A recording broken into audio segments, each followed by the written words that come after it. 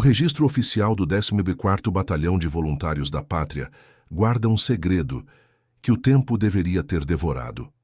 Na página 42, entre nomes de heróis e mortos, há uma mancha de tinta ferrosa, espessa e grosseira. Por baixo daquele borrão, a caligrafia apressada de um escrivão militar esconde a maior fraude da Guerra do Paraguai.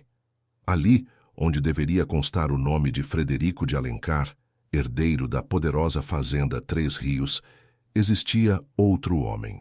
Frederico nunca sentiu o cheiro da pólvora, nem o frio úmido das trincheiras de Curupaiti.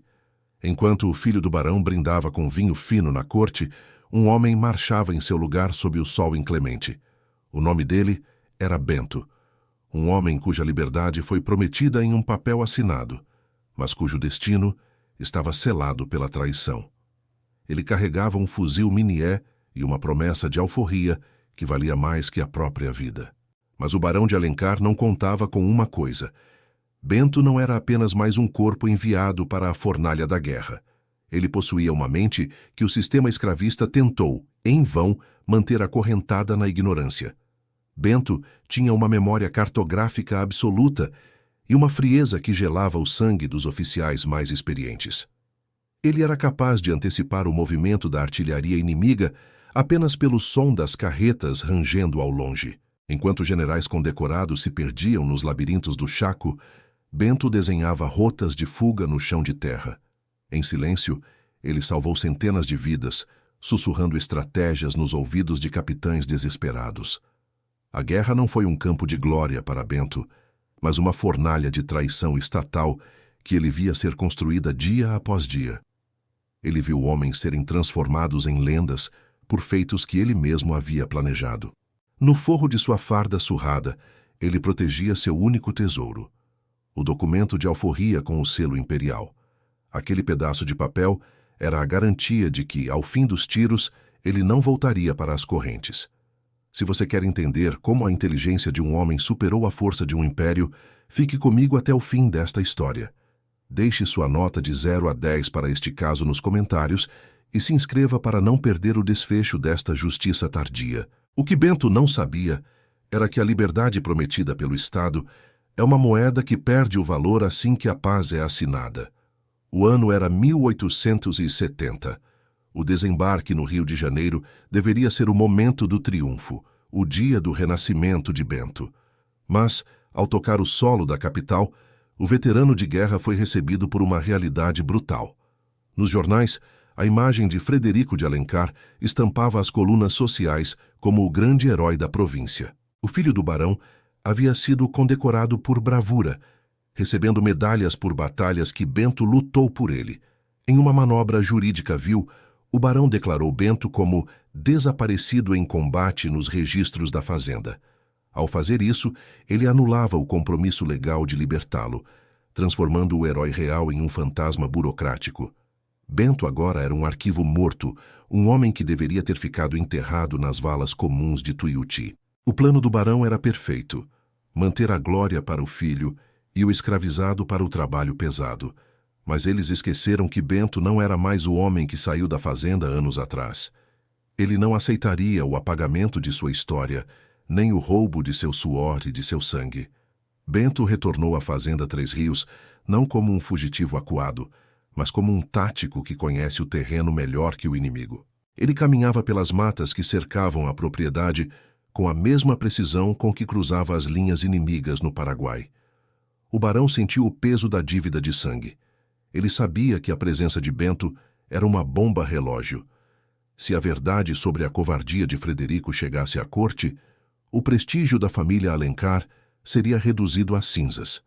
Em vez de cumprir a lei, o aristocrata decidiu encerrar o caso de forma definitiva e violenta. Ele convocou 5 capangas, homens acostumados a caçar seres humanos nas matas mais fechadas da região. Eram homens cruéis, armados com garruchas e facas, enviados para interceptar Bento na divisa da propriedade. O barão deu a ordem clara: Bento não deveria chegar à sede da fazenda para cobrar sua dívida. Eles esperavam encontrar um homem quebrado, um ex-soldado cansado e implorando por misericórdia. Afinal, eram 5 contra 1, e eles conheciam aquelas terras como a palma de suas mãos. No entanto, o que os capangas não sabiam era que Bento já os havia detectado muito antes do primeiro passo na mata. Ele utilizava a vegetação densa para desaparecer, movendo-se como um espírito entre as árvores centenárias. A caçada havia começado, mas os papéis estavam prestes a se inverter de uma forma que ninguém poderia prever. Bento começou a montar uma operação militar em miniatura, usando as táticas de emboscada de Solano Lopes. Ele não tinha pressa. Ele sabia que o medo é uma arma mais eficiente que o chumbo quando bem utilizada. O primeiro capanga se afastou do grupo por apenas alguns segundos para beber água em um riacho. Não houve grito. Apenas o som abafado de um corpo sendo arrastado e o silêncio mortal da floresta retomando seu lugar. Os outros 4 pararam abruptamente, sentindo que o ar ao redor havia ficado mais pesado. "Onde ele está?" gritou o líder, mas a única resposta foi o pio de uma coruja e o balançar das folhas. Bento estava por perto, observando a desintegração psicológica de homens que se achavam predadores. Ele não trazia apenas a sede de justiça. Ele trazia consigo uma prova física da fraude dos Alencar. No bolso interno de sua farda, além da alforria, havia o diário de campanha de um coronel falecido em combate. Aquelas páginas eram a sentença de morte para a reputação do barão e o fim do império de café da família. Cada vitória acreditada a Frederico estava ali, documentada como obra da inteligência do escravo estrategista. Enquanto os homens do barão caíam um a um nas armadilhas de Bento, a noite avançava sobre a fazenda Três Rios. A arrogância do barão havia lhe custado caro. Ele entregou a Bento as ferramentas para sua própria destruição. Bento surgiu das sombras, não como uma vítima, mas como o verdadeiro senhor daquela terra e daquela situação. O confronto final não seria decidido pela força bruta, mas pela revelação de um segredo que o Estado tentou enterrar. A justiça não viria pelos tribunais corrompidos da província, mas pela exposição da vergonha nacional. O herói da província era um impostor, e o verdadeiro libertador estava prestes a cobrar seu preço. O documento rasurado na capital não foi suficiente para apagar o homem que sobreviveu ao inferno. Mas o que Bento encontraria dentro da Casa Grande faria o sangue de qualquer homem congelar. O barão não estava sozinho, e a sua última cartada era algo que Bento não poderia ter previsto em seus mapas. A aposta final estava sobre a mesa, e o preço seria pago com a safra mais valiosa que a fazenda já produziu. O que Bento viu naquela sala mudaria o rumo de sua vingança e o destino de todos na fazenda Três Rios. Bento não era mais o homem que aceitava ordens sem questionar. Ele era agora um arquiteto da sobrevivência. O último dos 5 capangas, um homem conhecido pela sua brutalidade nos canaviais, agora tremia como uma folha seca sob o vento do inverno. Ele olhava para Bento e não via apenas um homem, mas um espectro que a guerra havia forjado em aço e silêncio. "Onde está o barão?" A voz de Bento era um sussurro grave, carregado com o peso de 1000 canhões. O homem não conseguiu responder com palavras, apenas com um gesto desesperado que selava seu próprio destino como covarde. Bento o deixou ali, desarmado e quebrado psicologicamente, porque sabia que o verdadeiro inimigo não portava facões, mas canetas. Cada passo que ele dava naquelas pedras coloniais ecoava como uma batida de tambor anunciando uma execução. Ele se lembrava do cheiro da lama podre em Tuiuti, onde os corpos eram empilhados para servir de barricada contra o chumbo. Lá ele aprendeu que o medo é uma ferramenta que pode ser desmontada se você entender as engrenagens da alma humana. O barão de Alencar, em sua biblioteca cercada de livros que nunca leu, ouviu o rangido da porta principal. O aristocrata esperava o som de tiros na mata, o grito de um homem capturado, mas o silêncio que precedeu Bento foi muito mais aterrorizante. Quando a porta se abriu, não foi um escravizado fugitivo que entrou, mas um veterano que portava a autoridade de quem já encarou a morte. A distância entre nós, senhor barão, não é mais medida por correntes, mas pela verdade que o senhor tentou enterrar, disse Bento. O barão sentiu um suor frio escorrer por suas costas, percebendo que sua aposta inicial estava prestes a lhe custar tudo. Ele tentou manter a pose de senhor absoluto, mas seus olhos traíam a fragilidade de quem construiu um império sobre mentiras. Você é um fantasma, Bento. Eu declarei sua morte. Para a lei, você não passa de poeira nos campos do Paraguai, vociferou o barão. Bento sorriu de uma forma que fez o sangue do barão gelar. Era o sorriso de quem já não tem nada a perder.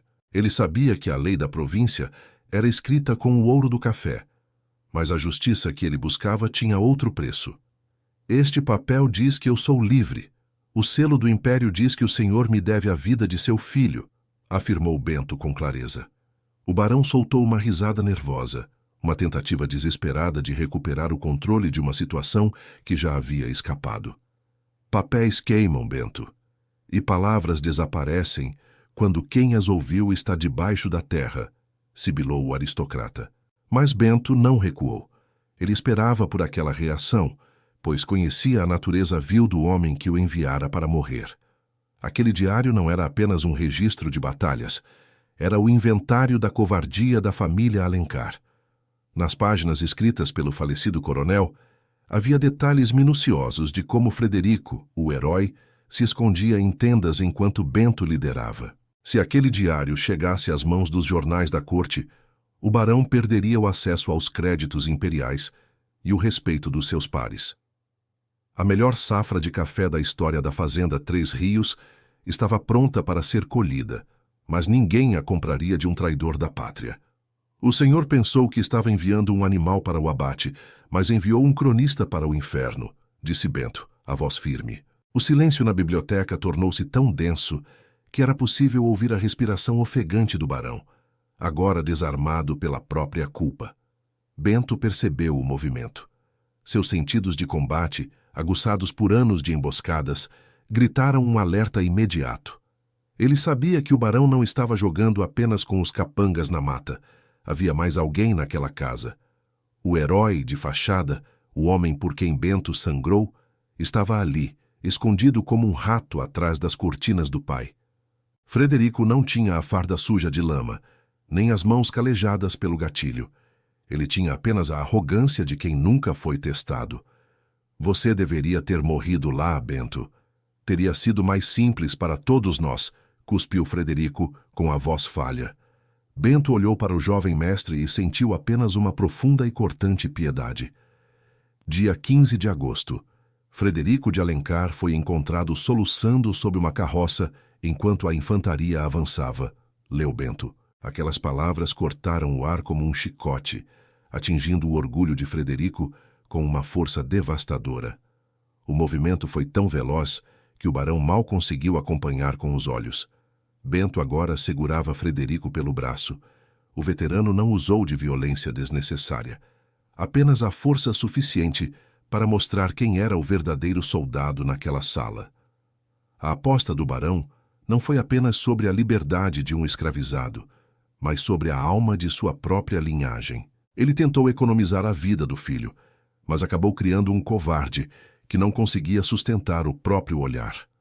A safra de café deste ano, barão, ela não pertence mais ao senhor, declarou Bento, mudando o tom da conversa. O barão levantou a cabeça, confuso, enquanto Bento se aproximava da janela que dava para o vasto cafezal iluminado pelo luar. Bento sabia que o poder do barão vinha daquela terra e do trabalho forçado que a mantinha produtiva e lucrativa. Mas ele também sabia que a lealdade dos outros escravizados da fazenda estava por um fio, aguardando um sinal.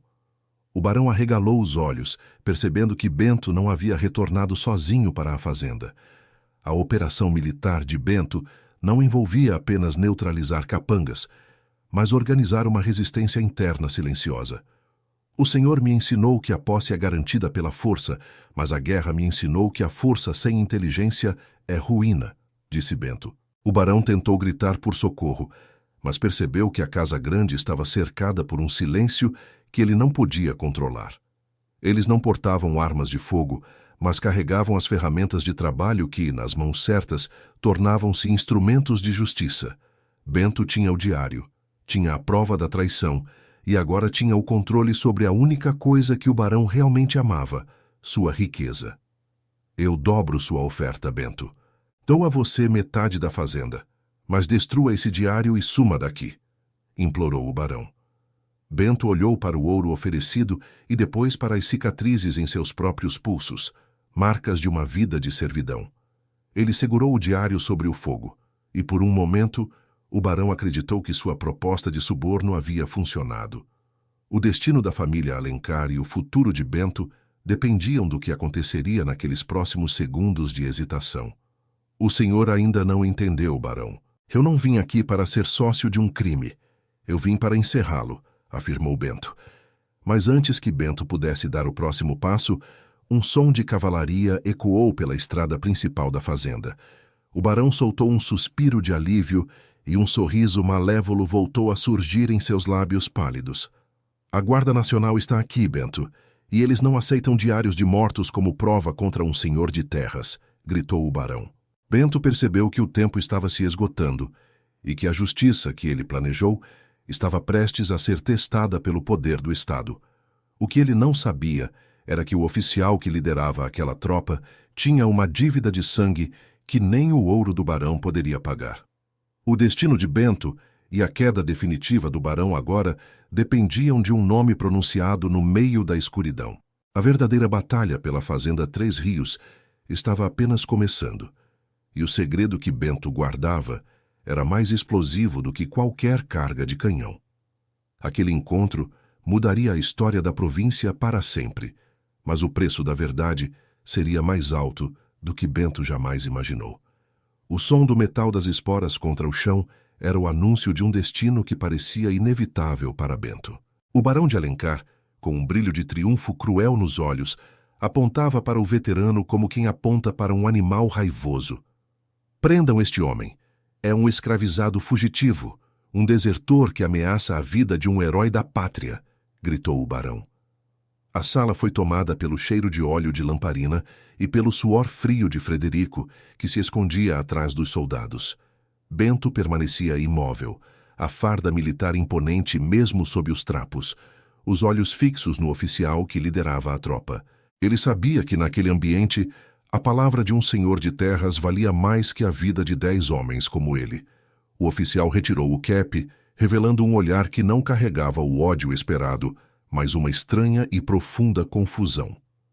Ele caminhou lentamente até Bento, ignorando as ordens histéricas do barão que ecoavam pelas paredes de carvalho. O silêncio que se seguiu foi interrompido apenas pelo estalar da lenha na lareira e pela respiração pesada de Frederico. Bento? A voz do oficial saiu baixa, quase como uma prece de quem acaba de ver um morto retornar à vida. Aquele oficial era o Major Estevão, o mesmo homem que Bento havia retirado das garras da morte em Curupaiti. Estevão deveria ter morrido naquela lama, se Bento não tivesse usado sua inteligência para encontrar uma rota de fuga impossível. Major, este homem é um criminoso. Ele roubou a identidade de meu filho e agora tenta nos extorquir, tentou intervir o barão. Mas o Major Estevão levantou a mão silenciando o aristocrata com a autoridade de quem realmente conheceu o campo de batalha. Com mãos trêmulas, o oficial começou a folhear as páginas amareladas, onde a letra do falecido coronel contava a verdade nua. A cada página virada, o rosto do major se tornava mais sombrio e a aura de poder do barão começava a evaporar. Aqui diz que Frederico de Alencar nunca saiu da retaguarda. Diz que o Bento era o cérebro por trás de cada vitória, murmurou o major. A revelação caiu sobre a sala como uma granada de fragmentação, estilhaçando a fachada de honra da família Alencar. A máscara da aristocracia caiu, revelando o rosto de um homem que traiu o próprio país para salvar o prestígio de um filho covarde. O Major Estevão olhou para Bento com uma mistura de respeito e vergonha por ter acreditado na farsa por tanto tempo. O barão rasgou minha liberdade, Major. Ele tentou apagar o homem que salvou a vida de seus próprios soldados, disse Bento. A tensão na biblioteca era quase palpável.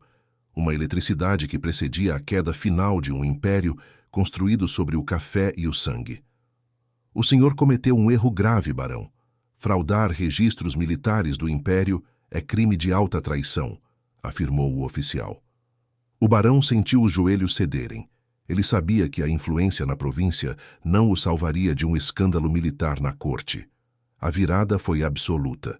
Os caçadores haviam se tornado a presa dentro de sua própria fortaleza de luxo e mentiras. Bento não precisou disparar um único tiro. Sua arma mais letal sempre foi a verdade que ele carregava no peito.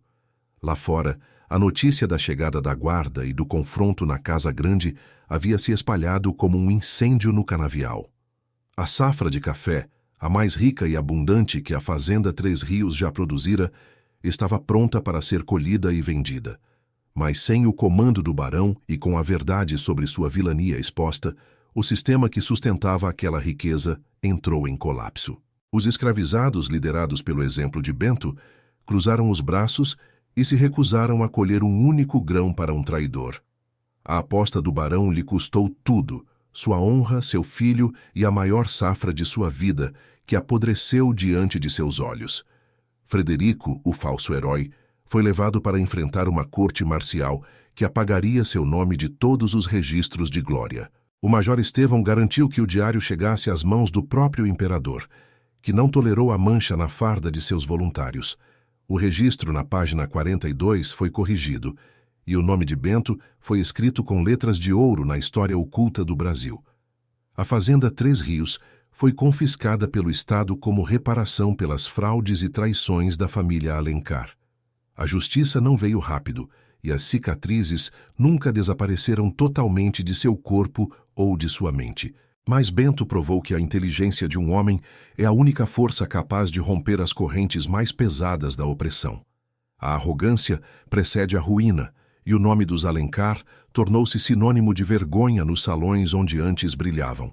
A história de Bento é o lembrete de que o silêncio dos oprimidos é, muitas vezes, apenas o tempo necessário para planejar a queda dos tiranos. Ele não era mais o escravo estrategista, agindo nas sombras. Ele era o autor de seu próprio destino e herói de sua própria nação. O café daquela safra perdida nunca foi colhido, mas a liberdade que brotou naquele solo foi o fruto mais doce que a província já viu. Esta história termina aqui, mas a luta pela verdade e pela justiça continua viva em cada registro que tentam apagar. Deixe sua nota de 0 a 10 para este caso nos comentários e sua opinião sobre o destino do barão. Inscreva-se no canal para mais investigações sobre os mistérios e crimes da nossa história, que o tempo tentou esconder. A justiça pode tardar, mas para homens como Bento, ela sempre encontra um caminho através das sombras. Até o próximo segredo revelado.